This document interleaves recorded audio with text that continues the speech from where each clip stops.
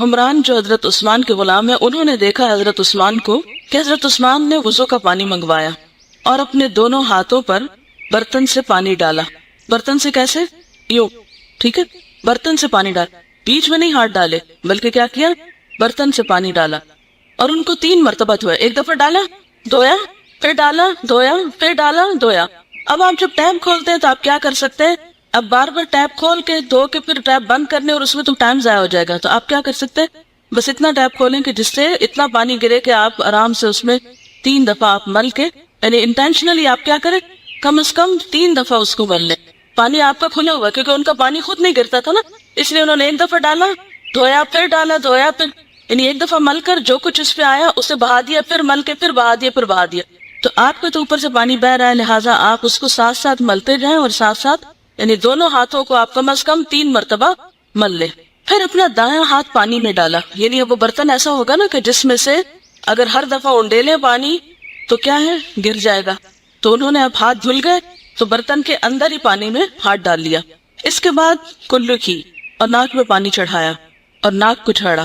آپ لیل و نہار میں بہت کچھ یہ پڑھ چکے ہیں، مجھے اس کی وضاحت اس وقت نہیں کرنا، لیکن جب یہ موسم بدلتا ہے تو اکثر لوگوں کو زکام وغیرہ ہو جاتا ہے. تو پچھلے ہفتے مجھے بھی اچانک اٹیک ہوا، اور مجھے جب ہوتا ہے زکام تو 1 ہفتہ تو کچھ بات ہی نہیں، بہت لمبا جاتا ہے، پڑھانا وڑھانا وہ بہت متاثر ہوتا ہے. تو مجھے خوف یہ تھا کہ اس وقت میں ریکارڈنگ کرا رہی تھی رمضان پروگرام کی، اور پھر مجھے یہاں بھی آنا تھا. میں نے کہا اگر یہ پکڑے گی تو پتہ نہیں کیا ہوگا. خوب اللہ سے دعا کی، یا اللہ اب تو مجھ پہ رحم کر، اور میں ابھی اس مشقت کو اٹھانے کے اہل نہیں ہوں. اچھا، اتنے میں کسی کا فون آیا اور انہوں نے مجھے کہا کہ آپ 3 دفعہ ناک میں پانی خوب اوپر چڑھائیں، بالکل اینڈ تک لے جائیں، جس سے آپ کی آنکھوں میں بھی مرچیں لگ جائیں اور آپ دیکھیں گے آپ ٹھیک ہو جائیں گے. اچھا، میں نے اس کا تجربہ کیا، مجھے اتنی ہمت نہیں پڑی کہ بہت اونچا لے جاؤں، لیکن عام دنوں کے مقابلے میں اس کو اونچا لے گئی. تو یقین مانے مجھ ذاتی طور پر سیکنڈ ڈے میں الحمدللہ دوا بھی لی، اور اس کے ساتھ وہ جو میں نے تجربہ کیا اس سے بالکل ٹھیک ہو گئی. تو بات یہ ہے کہ یہ جو سنت کے طریقے ہیں یہ بہت مفید طریقے ہیں. اگر ہم عام حالات میں ان پر شعوری طور پر عمل کرتے رہے تو شاید بیمار بھی ہم کم ہوں.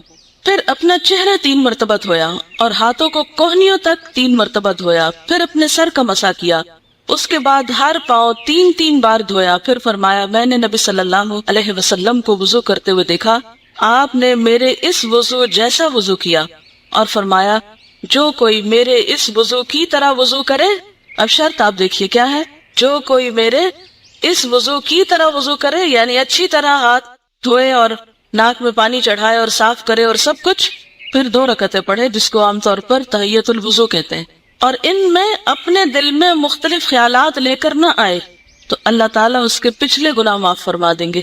یہ عمل گناہوں سے معافی کا ذریعہ ہے.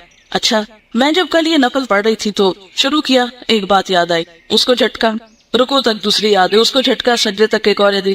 4 موضوعات پہ مجھے باتیں یاد آئی ان 2 رکعتوں میں، اور چاروں کو شدت سے جھٹکنا پڑا کہ پھر معافی کیسے ہو سکتی ہے اگر وہی کام کروں جو نہیں کرنا چاہیے.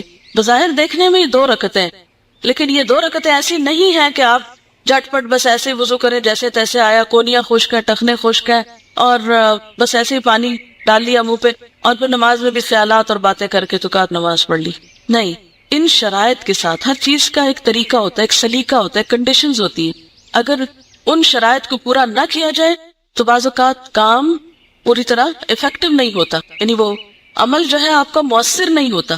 تو مؤثر عمل کے لیے ضروری ہے کہ آپ اہتمام کریں اور اس کا لحاظ رکھیں اور اس کا دھیان کریں. پھر آپ دیکھیں گے کہ جب آپ واقعی اس طریقے پر وضو کے بعد نماز سے باہر نکلیں گے تو آپ دیکھیں گے کہ آپ واقعی ہلکے محسوس کریں. بعض نمازیں ایسی ہوتی کہ پڑھ کے آپ اور بوجھل ہوتے ہیں، یعنی آپ پڑھتے ہیں نا تو اس کے بعد آپ کے دل میں ایک بے چینی ہوتی، کیا پڑھا ہے میں نے، پڑھنے کا حق نہیں ادا کیا.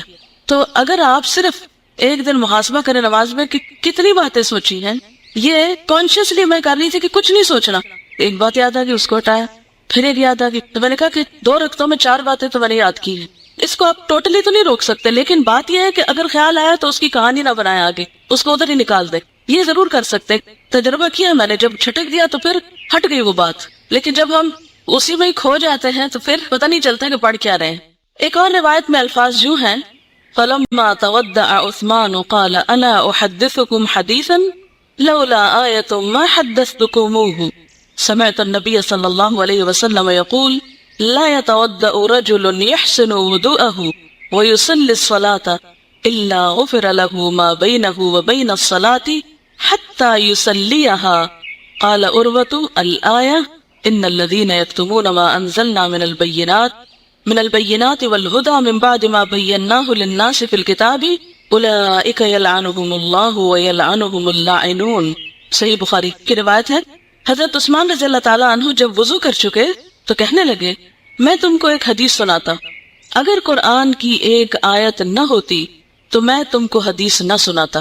اب میں نے آپ سے شاید پہلے بھی ذکر کیا تھا کہ جو آپ سیکھیں اس کو شیئر کیا کرے دوسروں کے ساتھ۔ یہاں بھی وہ اپنا علم شیئر کر رہے ہیں اور ساتھ ہی کیا کہتے ہیں کہ اگر قرآن پاک میں یہ آیت نہ ہوتی تو میں تم کو نہ بتاتا۔ اور وہ آیت کیا ہے آگے ہم دیکھتے ہیں۔ پہلے وہ حدیث سناتے ہیں، میں نے نبی صلی اللہ علیہ وسلم کو فرماتے ہوئے سنا جو شخص اچھی طرح سے وضو کرے اور اس کے بعد نماز پڑھے تو جتنے گناہ اس نماز سے دوسری نماز کے پڑھنے تک ہوں گے وہ بخش دیے جائیں گے۔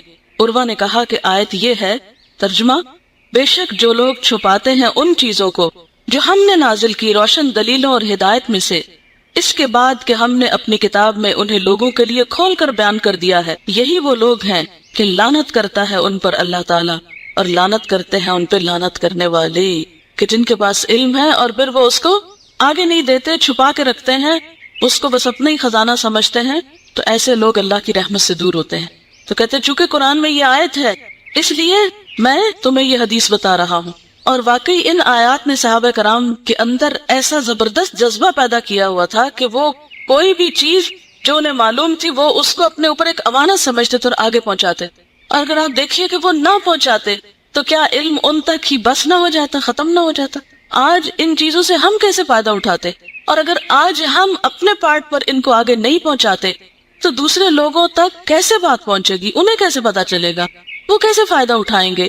ان کی آخرت کیسے سنورے گی اگر ہم ان باتوں کو آگے نہیں کنوے کریں گے؟ لہذا آسان طریقے سے کسی کتاب کی شکل میں، کسی کیسٹ کی شکل میں، خود بول کر، کچھ بھی کوئی بھی طریقہ ہو کہ جس کے ذریعے آپ علم کو آگے سے آگے پہنچائیں، تو یہ سب کام اللہ کی رحمت کو پانے کا ذریعہ ہے۔ بہرحال خلاصہ یہ ہے کہ ہر نماز اگر صحیح طریقے پر ادا کی جائے، یاد رکھیے شرط ہے اس میں، صرف نماز پڑھنا ہی نہیں، اگر نماز صحیح طریقے پر ادا کی جائے صحیح وضو کے ساتھ تو وہ نماز کفارہ بن جاتی ہے ان غلطیوں کا جو پچھلی نماز کے بعد سے اب تک کی گئی تھی۔ تو اس سے آپ دیکھیے کہ نماز کا کتنا بڑا فائدہ ہمیں پتہ چلتا ہے، کتنا عظیم فائدہ ہمیں پتہ چلتا ہے نماز کا، کہ وہ گناہوں کی معافی کا ذریعہ ہے۔ تو آج کم از کم آپ کوشش کریں کہ کل یہاں آنے سے پہلے اچھا سا وضو کر کے 2 نفل صلاۃ التوبہ کے اور وقتاً فوقتاً پڑھ لیا کریں۔ روز تو پڑھنا مشکل ہوگا شاید، روز اگر اپنے وقت کی نماز جو ہے اس کو کم از کم اچھا کر لیں، اور اس میں سے بھی فرض کو کم از کم اچھا کر لیں ٹو سٹارٹ ود، کیونکہ ایک دفعہ فرض ٹھیک ہو گئے نا تو انشاءاللہ آگے بھی آپ دیکھیں گے پھر مزہ ہی نہیں آتا دوسری طرح نماز پڑھنے کا۔ تو اس پہ انشاءاللہ العزیز وہ جو دلوں کے بوجھ ہیں وہ ہٹیں گے اور کچھ بیلنس ہو جائے گا معاملہ، کہ جو غلطیاں کر رہے ہیں اس کا ساتھ ساتھ کچھ صفائی ستھرائی ہو جائے۔